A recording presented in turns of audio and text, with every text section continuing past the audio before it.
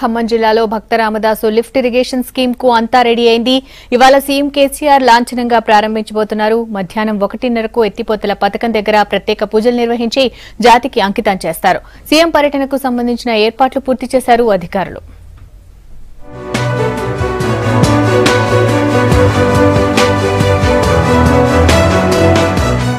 దశాబ్ద కాలంగా సాగునీటి కోసం ఎదురు చూసిన ఖమ్మం జిల్లా పాలేరు రైతుల కష్టాలు తీరనున్నాయి. భక్త రామదాసు ఎత్తిపోతల పథకాన్ని లాంఛనంగా ప్రారంభించనున్నారు సీఎం కేసీఆర్. ఇందుకోసం అన్ని ఏర్పాట్లు పూర్తి చేశారు ఖమ్మం జిల్లా అధికారులు.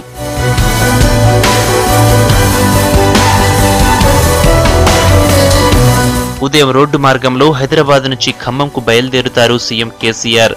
ఉదయం 11 గంటలకు సూర్యాపేటలోని మంత్రి జగదీష్ రెడ్డి ఇంటికి వెళతారు. మధ్యాహ్నం 1 గంటకు పాలేరు చేరుకుని మిషన్ భగీరథ ఇన్టెక్ వెల్ను పరిశీలిస్తారు. మధ్యాహ్నం 1:35 ఎర్రగడ్డ తండ దగ్గర భక్త రామదాసు ఎత్తిపోతల పథకాన్ని ప్రారంభించి ప్రజలకు అంకితం చేస్తారు సీఎం.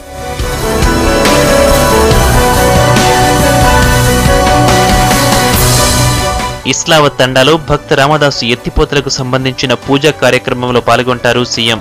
2:35కు మాధురిపురంలో మిషన్ భగీరథ నీటి శుద్ధి కేంద్రాన్ని పరిశీలిస్తారు.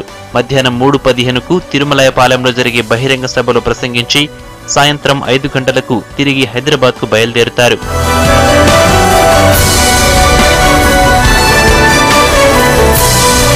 తెలంగాణ వచ్చాక ప్రభుత్వం కొత్తగా డిజైన్ చేసి పూర్తి చేసిన తొలి లిఫ్ట్ స్కీమ్ భక్త రామదాసు ఎత్తిపోతల పథకం. ప్రస్తుతం నడుస్తున్న ప్రాజెక్టుల్లో చాలా వరకు గత ప్రభుత్వాలు ప్రతిపాదించి మొదలుపెట్టినవి కాగా ఈ లిఫ్ట్ మాత్రం తెలంగాణ ప్రభుత్వం సొంతంగా ప్రతిపాదించి గడువు కంటే ముందే పూర్తి చేసింది.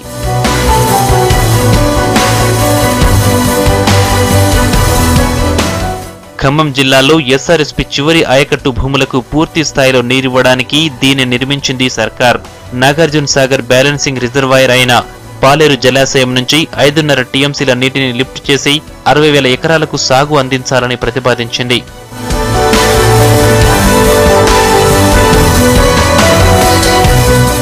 భక్త రామదాసు ఎత్తిపోతల ప్రాజెక్టుకు మరో ప్రత్యేకత కూడా ఉంది. గతంలో ఇతర ప్రాజెక్టుల కోసం కొనుగోలు చేసిన సామాగ్రిని మరో ప్రాజెక్టుకు వాడేవారు కాదు. కానీ ఈ ప్రాజెక్టులో మొదటిసారిగా పాత సామాగ్రిని వాడారు. ఇందిరాసాగర్ ఎత్తిపోతల, రాజీవ్ సాగర్ దుమ్ముగూడెం ప్రాజెక్టుల కోసం కొనుగోలు చేసిన మోటార్లను, పైపులను ఇందులో ఉపయోగించారు.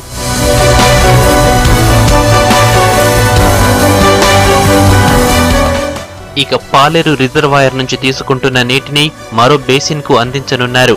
ముందు ముందు కృష్ణా, గోదావరి బేసిన్ల అనుసంధానానికి కూడా ఇది ఉపయోగపడనుంది.